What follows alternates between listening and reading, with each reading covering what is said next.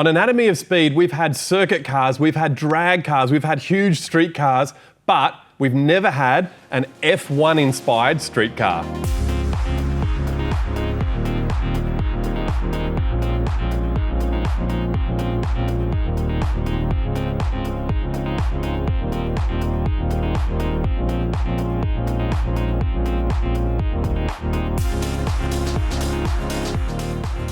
Well, first and foremost, what is it?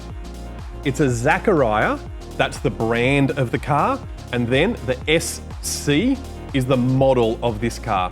The reason why you haven't heard of the Zacaria SC before, this is one of one. This is a fully hand-built car built by Zach from Zacaria Motor Cars and his good mate Scotty Cox, the SC model, who is taking a break from his job where he's normally building custom chopper motorbikes at Scotty's Custom Bikes. Now, it's not every day that you see a car like this with future plans to register this in New South Wales as an actual street car. So where did it all start? Well, Zach's a special guy and his friend Scotty is a killer fabricator who decided to have a little bit of time off his normal job and wanted to delve into something different. So the two got together and put some plans together. It took them a huge amount of time. Zach tells me a couple of years just in planning and to get a bit of an idea of what he actually wanted the end result to be. After some careful consideration, Zach decided that the mid-2000 era Formula One car was the car of his dreams. It was the car that he was going to build himself, he was going to power it, he was going to do absolutely everything, put his name on it, and in his lifetime he's actually built a car for himself exactly the way that he wanted it. Well, not just one. This is actually the second car that Zach's built. We'll try and put some video in here. He's also built a full replica of the Batmobile. You know, like the proper Batmobile. It's got a huge flamethrower out the back. He drives it around, uses it for formals, uses it to cheer up the young kids, that sort of stuff. So this is actually the second time that Zach's built something like this.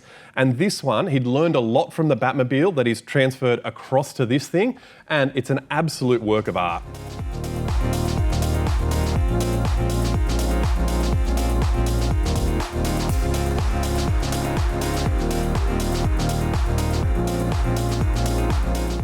So being Anatomy of Speed, we better have a look at what makes this thing tick.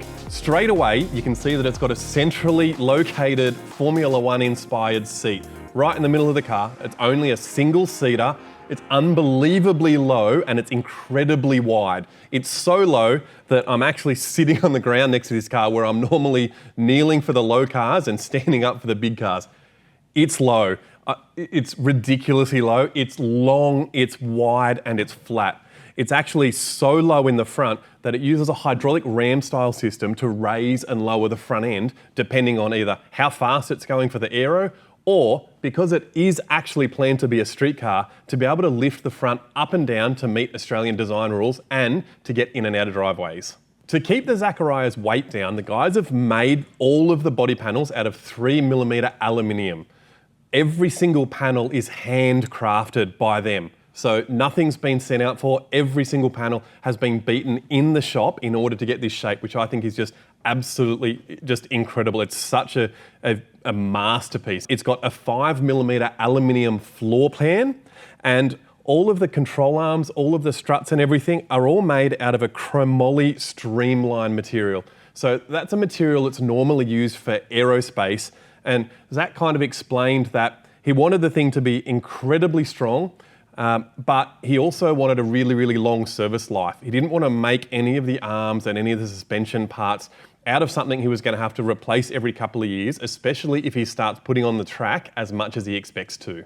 What might surprise you is that even with all of this 3mm aluminium, with the massive stance of this car, it only weighs in at 1,050 kilos wet. That is full of fuel and full of oil. I'm sure you've already noticed the big red thing hanging at the back here behind the driver's head. It's one of the most exclusive, it's one of the coolest sounding V12s. It is the Ferrari V12.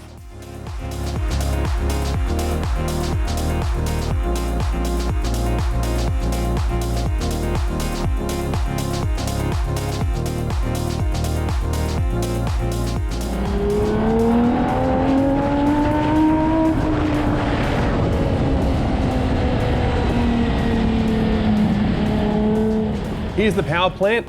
It's a V12 6.3 litre Ferrari engine.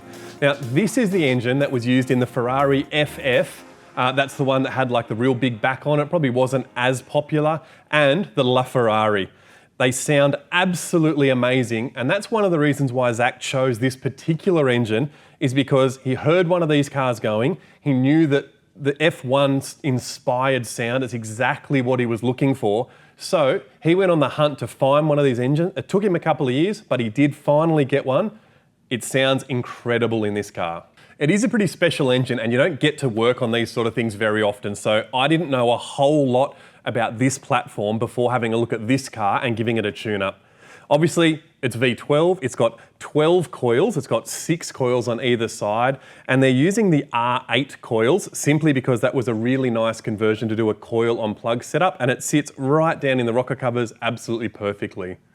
It's got dual Bosch drive-by-wire throttles. They're getting used to do the traction control as well as the idle control on this thing. What's interesting about this engine, before I touched on it, it's quad cam, so it's got 4 camshafts, but both camshafts are infinitely variable. So it's both got full advance and full retard control, degree by degree, on the intake and the exhaust camshafts, making it one of the more complicated engines to tune.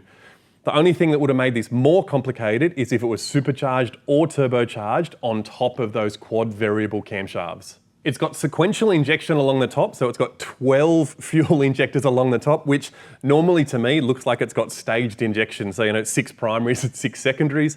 Not the case. This thing has 12 individual injectors, 1 per cylinder. What's interesting about this is that no matter the horsepower this thing's making, because you've got 12 injectors already, you can use quite a small injector, remembering that if you've got 12, say 300 or 400cc injectors, very easy to make the horsepower, whereas if you're trying to make 600 horsepower out of a 4-cylinder engine, for example, you've only got 4 of those injectors. So that means you would need a much larger injector. So 12 injectors, 1 per cylinder. I think the injectors are only about 440cc. They don't need to be very big at all in order to make the power because big engine, lots of injectors, lots of cylinders. Zach's also gone to the effort of fitting the Bosch pressure and temperature sensors. So they're that sensor that measures pressure and temperature in one unit. So we've got it for the fuel, it's got it for the oil, and it's got it for the coolant. So we're actually measuring coolant temperature and coolant pressure.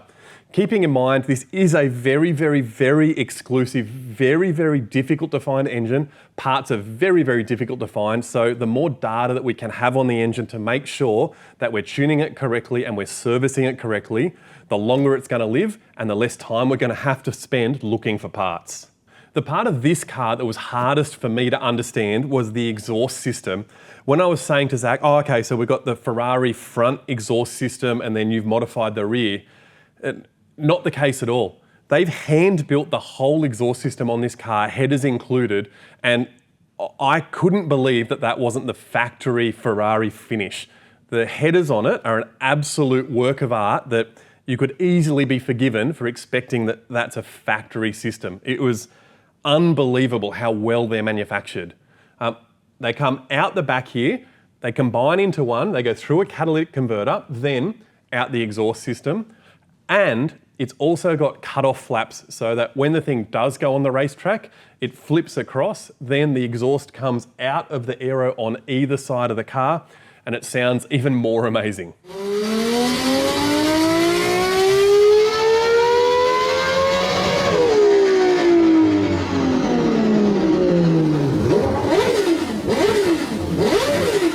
Suspension-wise, it's also been inspired by a mid-2000s Formula One car, and by that I mean it's got a pushrod style suspension system, front and rear. In a traditional car, you've normally got your shock and your spring, so that might be like a coilover setup, for example. It's mounted on the lower control arm, then to somewhere up high, so the strut top in our case, normally, where you've got that all those forces are applying there. In this case, Zach's chosen to use that pivot point style of suspension in order to put the shock and the spring laying flat in the back here.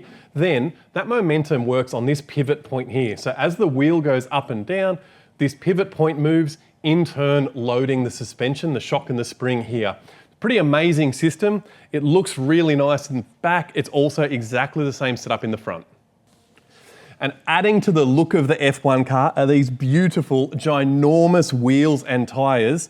On the front, it's got some 18 by 12s. On the rear, it's got a 19 by 13 inch wheel. It's got a 345 30 19 inch tyre on the back. That's a Michelin Pilot Sport tyre that he uses for the street use. Under here, we've got the really nice brake setup as well. It's got the AP Racing rotors and the calipers. So it's got the 4-piston caliper on the rear and it's got a 6-piston caliper on the front. Now these side pods on the front have got breathing across the top, then breathing out the back because they hold a radiator in either side. So the radiators are run in series that run the green coolant for the engine. We've got the fuel tank that runs all the way through the middle here, and they're the fuel fillers. It's got one on either side that goes to a common tank. Looks nice having a fuel filler on both sides so that it's symmetrical in a car like this. It's also got a bunch of bar work along the outside there so that there is some type of a crumple zone or a side intrusion bar. Across the back here, if we lift this off, a nice piece of work there that's got the air vent that comes back out. In here, something you don't see on a factory engine all the time, this is the dry sump tank. So this is where we fill the engine oil up. This engine is equipped with a dry oil sump from factory, which is pretty unique.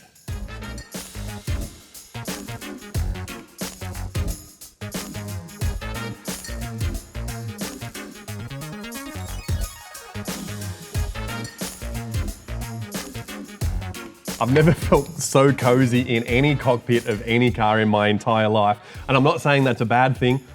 The width up top's probably not helping me out too much where I might need it a couple of inches wider in either direction, but the seating position, the way it feels, the pedals, it all feels really homely in here.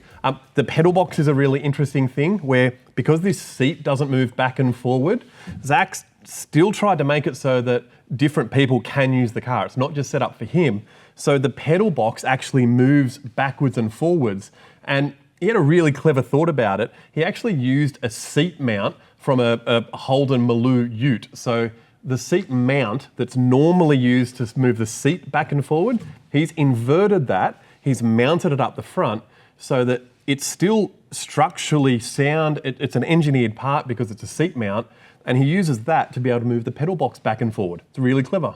Engine management wise, this whole car is getting run off one Nexus R5 series ECU. And in a build like this is where the Nexus comes into its own because it's got so many inputs, so many outputs. It's got such user-definable flexibility that we can use it to be controlling all sorts of weird and wonderful stuff like adjustable front ride height. We can get it doing the exhaust cutout at the back. We've got indicators, we've got high beams, we've got headlights, we've got brake lights that are triggered off the brake pressure switch. Then, when you brake really, really hard, they actually flicker just like a late model factory new car. So all of that stuff is done through the Nexus series ECU. And we've got the keypad on the side. Everybody loves the keypad. Start and stop through here. We've got the skull and crossbones sticker, which is the high and the low power thing. Pretty cool. It's got an anti-lag style system, remembering that it's an aspirated engine, so the anti-lag button actually gives us the crackles through the exhaust to make it sound more like an early series Formula One car. We've got the high beam and low beam lights through here. We've also got them on a stalk down the front as well to suit the Australian design rules. It's got a thermofan override button. It's got a fuel pump override button so that he can pump the fuel in and out when he need be. Up and down. This is the adjustable front ride height. So that's using a hydraulic style system that pushes the front of the car up and down depending on whether you're going to have it at a car show, whether you're going to be driving it and what ride height you'd like. We've got an R for reverse button. I'll get back to that in a second. We've got the exhaust bypass. So whether you want the exhaust to go through the catalytic converter and out the street exhaust pipe, or whether you want it to go into race mode and it goes straight through raw exhaust straight out the side under the rear end. We've got the traction control button. So this car has got 4 wheel speed sensors. it's got 4 3D maps of the allowable slip percentage. So let's say, for example, we might want to say, oh, don't let the rear wheels slip any more than, say, 5% faster than the front wheels. If it does, please close the throttle a little bit. You might want to start dropping some cylinders if it becomes really aggressive, so the engine will get a misfire. Then you come off the throttle, or it controls that slip, and then you've got full traction. You can then have the different levels. So you might want to say, let it do 5% slip, 10% slip, 15% slip, and 100% slip. In that case, you could go out and be doing burnouts or attempting to drift it or whatever you want, if you can. It's also got a pit lane speed limiter button. A lot of racetracks have a speed limit in the pits, and when you're racing competitively, you'll want to come in as fast as possible. Then you want to hit the pit lane speed limiter and maintain that speed until you get into your pit garage or service for brakes or tyres or tyre temps or whatever. Come out, pit lane speed limiter will remain on. Then as soon as you get out of pit lane, that turns off and you're away. One of the things that makes this a real race car to me is that it's got an Albin's ST6-M sequential 6-speed transaxle style gearbox. So what that means is that gearbox is in the rear, the gearbox and the rear differential is the one unit. It's a transaxle unit. It's electronically shifted. So I've got the paddles up here. If I pull the paddle one direction, shifts down through the gears. If I pull the paddle the other way, shifts up through the gears. It's an incredibly fast operating system. It's all controlled through the Haltech ECU. So what's going on is if I trigger here, the ECU is going to cut engine power just for a fraction of a second. It's going to be watching the shift shaft in the gearbox. It's going to see the gearbox shift from gear 1 to gear 2, but it's also the second that I hit the paddle, when it cuts that engine power, that's where it unloads the gear set and allows us to shift from gear 1 to gear 2. That gear position sensor tells the engine management system that the next gear is fully engaged. Then we reintroduce the power over a very small amount of time, 10, 20, 30 milliseconds. It brings the power in and we're in that next gear and we're away. The whole shift, when we're doing it like this, could take 30, 40, 50 milliseconds in total. So ripping through the gears by banging on this lever feels pretty incredible in this car, especially with the power to weight ratio that it's got. The fast shifting just makes it even more crazy. Traditionally, with paddle shifted sequential gearboxes, there's always been a risk of when somebody as giant as me is jumping in or out, or the pit crew's doing something, if you accidentally bump one of the buttons, that it's going to try and shift in or out of, say, from neutral to first gear or from neutral to reverse. What we've done in the Nexus series ECU, in the transmission controller, you can actually set a time that you have to hold the lever to in order for it to shift out of neutral. We call it the neutral lockout. That was what I was saying before about the R button here. You can also configure a reverse lockout so that this light has to be on in order for the gearbox to allow you to choose reverse gear. So it's a little bit of a safety thing, but as well as if you're in the pits, if the engine's idling, someone leans in and bumps it, we're in trouble if the thing goes to take off. However, if you do it on purpose and you've got the clutch in, hold, after 1 second, she does shift into gear. It's just a nice little function that the Haltech sequential gearbox transmission controller has got. The other thing about the sequential transmission control that I like so much is because this thing's got 2 massive throttle bodies on it and it blips up so quickly, is the downshift throttle blipping. So in order to, instead of, you know how like say when you're changing from 4th gear to 3rd gear where you'll go clutch in, you'll give it a little rev to try and match the gears. So when you release the clutch that the car doesn't shake all over the place. Well, race car people do the same thing. They're doing it because they don't want to unsettle the car coming into a corner. So the idea of rev matching is that it'll go from 4th gear to 3rd gear, from 3rd gear to 2nd gear without unstabilizing the car when you release the clutch. With this style of transmission, as we go for a downshift, the engine management system cuts the power, it then blips the throttle up. And what it's looking for, it's looking at the RPM we're at right now. It then looks at, okay, we're going from 4th gear to 3rd gear. It looks at the gear ratio. It looks at what RPM it expects the engine to go to when we engage the lower gear. It then blips the revs up. it engages a cut to hold it at the new desired engine RPM. Then that gear engages and you don't get that shudder or that sort of bump in between gears that unsettles the car. So that closed loop downshift throttle blipping, it's available on a H pattern gearbox and it's available for a sequential like this. So that's a bit of an overview of this incredibly unique, incredibly special car. I'm just noticing, I'm looking at the IC7 dash here, I've still got plenty to do. I'm noticing that I've only configured the speedo to go up to 240 kilometers an hour.